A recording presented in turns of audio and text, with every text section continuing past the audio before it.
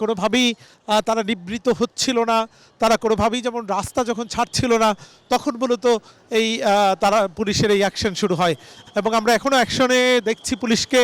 Police কিন্তু এগিয়ে যাচ্ছে সায়েন্স ল্যাবরেটরির দিকে এবং আশেপাশে যারা অবস্থান নিয়েছে তাদেরকে ধাওয়া দিচ্ছে। আমরা প্রত্যেকটি বাড়িতে বাড়িতে আমরা দেখছি যে পুলিশ দেখছে যে আসলে এখানে কেউ অবস্থান নিয়ে কোনো ধরনের অপ্রীতিকর ঘটনা ঘটানোর চেষ্টা করছে কিনা তাদেরকে চিহ্নিত করে মূলত যারা এই ভাঙতে এসেছিল বাড়িটিকে তারা আশেপাশে অবস্থান নেয়। সে অবস্থান নেওয়ার পরে আমরা দেখেছি সেই অবস্থান নেওয়ার পরে মূলত দফায় দফায় সংঘর্ষ হয়েছে, যাদেরকে নিবৃত করতে পারিনি। আমরা এই যে এখনও দেখছি যে টিয়ার শেল নিক্ষেপ হচ্ছে, এই সাউন্ড গ্রেনেড আপনার দর্শক নিশ্চয়ই দেখতে পাচ্ছেন। এই রাস্তা পরিষ্কার করার জন্য সাউন্ড গ্রেনেড নিক্ষেপ করা হচ্ছে। সাউন্ড গ্রেনেডের মুহুর্মুহু শব্দে কিন্তু একটা আতঙ্ক সৃষ্টি হয়েছে।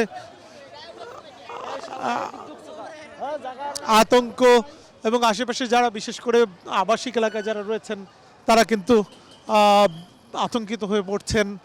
সব মিলিয়ে আজকের আমরা কিন্তু আওয়ামী লীগের কোনো উপস্থিতি দেখিনি। তাহলে এরা কারা, কোন দলের, কি তাদের উদ্দেশ্য সেটি কিন্তু স্পষ্ট হওয়া যায়নি।